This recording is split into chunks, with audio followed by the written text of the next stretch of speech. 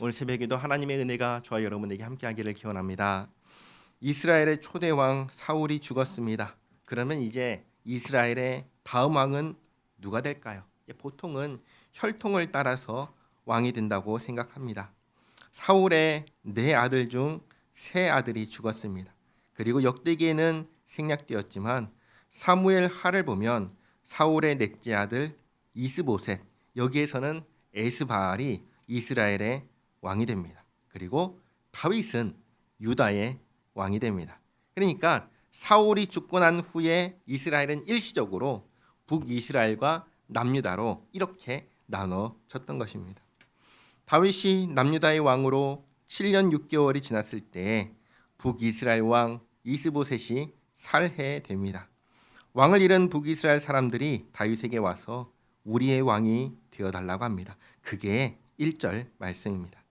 온 이스라엘이 헤브론에 모여 다윗을 보고 이르되 우리는 왕에 가까운 혈족이니이다. 전에 곧 사울이 왕이 되었을 때에도 이스라엘을 거느리고 출입하게 한 자가 왕이시었고 과거에 그때 다윗은 사울의 사위이자 군대 대장이었습니다. 또 왕의 하나님 여호와께서도 왕에게 말씀하시기를 내가 내 백성 이스라엘의 목자가 되며 내 백성 이스라엘의 주권자가 되리라 하셨나이다 하니라. 하나님께서 사무엘에게 다음 왕에게 기름 부으라 하시며 하신 말씀입니다. 그것을 이야기하면서 북이스라엘 모든 백성이 다윗에게 우리의 왕이 되어달라고 간청합니다. 3절에 이에 이스라엘 모든 장로가 헤브론에 있는 왕에게로 나아가니 헤브론에서 다윗이 그들과 여호와 앞에 언약을 맺음에 그들이 다윗에게 기름을 부어 이스라엘의 왕으로 삼으니 여호와께서 사무엘을 통하여 전하신 말씀대로 되었더라. 다윗이 왕이 되어서 가장 먼저 한 일은 여부스를 정복하는 것입니다. 여부스는 여호수아 15장을 보면 유다 자손이 쫓아내지 못한 민족입니다. 다윗이 이스라엘의 왕이 되면서 여호수아 때 하지 못했던 일을 마무리합니다. 4절에 다윗이 온 이스라엘과 더불어 예루살렘 곧 여부스에 이르니 여부스 땅의 주민들이 거기에 거주하였더라. 여부스 원주민이 다윗에게 이르기를 내가 이리로 들어오지 못하리라 하나 다윗이 시온산 성을 빼앗았으니 이는 다윗 성이더라. 다윗이 이르되 먼저 여부스 사람을 치는 자는 우두머리와 쥐관으로 삼으리라 하였더니 수르야의 아들 요압이 먼저 올라갔으므로 우두머리가 되었고 이렇게 해서 요압이 다윗의 군대 대장이 되었습니다. 또 7절에 다윗이 그 산성에 살았으므로 무리가 다윗 성이라 불렀으며 다윗이 밀로에서부터 두루 성을 쌓았고 그 성의 나머지는 요압이 중수하였더라. 만군의 여호와께서 함께 계시니 다윗이 점점 강성하여 가니라. 자, 이 말씀을 볼 때 우리가 생각해야 하는 것이 한 가지 있습니다. 뭐냐면 하나님께서 왜 다윗과 함께 하셨을까입니다. 물론 다윗과 함께 주신 하나님의 은혜입니다. 그러나 사울도 처음에는 그랬다는 것을 우리가 기억해야 합니다. 사울도 처음에는 하나님께서 함께 하셨습니다. 그리고 하나님께서 사울을 버리셨습니다. 떠나셨습니다. 왜 버리고 떠나셨지요? 어제 세 가지 잘못을 말씀드렸습니다. 하나님 말씀을 지키지 않았고 신접한 자에게 가르침을 받으려 했고 하나님께 묻지 않았기 때문이라고 했습니다. 이걸 가르쳐주는 이유는 이렇게 하지 않으면 하나님과 계속 함께 한다는 것을 알려주는 겁니다. 다윗이 계속해서 강성해져 간 것은 당연히 하나님께서 함께 하신 결과입니다. 그리고 다윗도 하나님과 함께하기 위해서 이 세 가지를 범하지 않으려고 노력했습니다. 이것을 기억해야 합니다. 10절부터는 다윗과 함께한 용사들의 명단입니다. 오늘은 두 용사를 알려주는데 첫째는 30명 용사의 우두머리 야소부암입니다.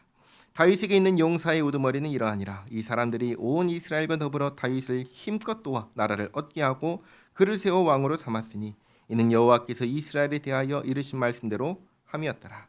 다윗에게 있는 용사의 수요가 이러하니라. 학몬 사람의 아들 야소부암은 30명의 우두머리라. 그가 창을 들어 한꺼번에 300명을 죽였고 창을 들어서 한꺼번에 300명을 죽였으니 대단한 용사입니다. 그 다음은 세 용사 중 한 명인 엘르아살입니다. 그 다음은 아호와 사람 도도의 아들 엘르아살이니 세 용사 중 하나이라. 그가 비스담밈에서 다윗과 함께 있었더니 블레셋 사람들이 그곳에 모여와서 치니 거기에 무리가 많이 난 밭이 있더라. 백성들이 블레셋 사람들 앞에서 도망하되 그가 그 밭 가운데에 서서 그 밭을 보호하여 블레셋 사람들을 죽였으니 여호와께서 큰 구원으로 구원하심이었더라. 엘르아살은 혼자서 밭에 서서 밀려오는 블레셋을 쳐서 백성을 지킨 용사입니다. 엄청난 용사죠. 그 다음 15절부터는 30명의 용사 중 3사람이 한 엄청난 사건을 얘기합니다. 다윗이 적진 한가운데 있는 우물에서 기른 물을 마시고 싶다고 혼자 툭 얘기를 하자 그 말을 듣고 불이 나게 달려가 가지고 그 물을 길러온 사건입니다. 15절 말씀 보시면 35두머리 중 3사람이 바위로 내려가서 아둘람 골 다윗에게 이를 때 블레셋 군대가 르바임 골짜기에 진쳤더라. 그때 다윗은 산성에 있고 블레셋 사람들의 진영은 베들레헴에 있는지라. 다윗이 갈망하여 이르되 베들레헴 성문 곁 우물물을 누가 내게 마시게 할꼬 하매 이 3사람이 블레셋 사람들의 군대를 돌파하고 지나가서 베들레헴 성문 곁 우물물을 길어 가지고 다윗에게로 왔으나 다윗이 마시기를 기뻐하지 아니하고 그 물을 여호와께 부어드리고 이르되 내 하나님이여 내가 결단코 이런 일을 하지 아니하리이다. 생명을 돌아보지 아니하고 갔던 이 사람들의 피를 어찌 마시리까 하고 그들이 자기 생명도 돌보지 아니하고 이것을 가져왔으므로 그것을 마시기를 원하지 아니하니라. 세 용사가 이런 일을 행하였더라. 이렇게 다윗의 그냥 말에 혼잣말에 목숨을 아끼지 않고 충성하는 신실한 용사들이 다윗과 함께 있습니다. 자, 정리하겠습니다. 다윗이 남유다와 북이스라엘의 왕이 되었습니다. 왕이 된 다윗에게는 많은 용사들이 있었습니다. 내일도 계속 보겠지만 다윗에게 이렇게 많은 용사들이 있었고 또 나라가 나날이 강성해질 수 있었던 이유 무엇일까요? 하나님께서 함께 하셨기 때문입니다. 그리고 다윗은 하나님과 함께 할 수 있도록 자신을 지켰습니다. 이것이 중요합니다. 예수님 안에서 우리에게 베푸신 하나님의 구원의 은혜는 우리가 어떠한 삶을 살든 사라지지 않습니다. 그러나 하나님께서는 우리가 죄 가운데 돌아가기를 원하지 않으십니다. 그렇기에 사울과 다르게 자녀에게 하듯 우리가 악한 길을 가면 징계하십니다. 그래서 바른 길로 돌아오게 하십니다. 그래서 하나님과 함께 살게 하십니다. 참으로 복된 삶을 살게 하시는 겁니다. 그러면 복된 삶은 무엇입니까? 하나님과 함께 사는 것입니다. 그 삶은 어떻게 사는 것입니까? 사울과 반대로 사는 것입니다. 다윗처럼 하는 것입니다. 하나님 말씀에 순종하고 무당의 가르침에 귀 기울이지 않고 늘 하나님께 기도하고 교제하며 그렇게 살아가는 것입니다. 이 복된 삶을 우리가 살기를 바랍니다. 기도하겠습니다. 하나님 감사합니다. 다윗과 함께 하시며 복 주신 은혜를 보았습니다. 저희도 다윗처럼 살기를 원합니다.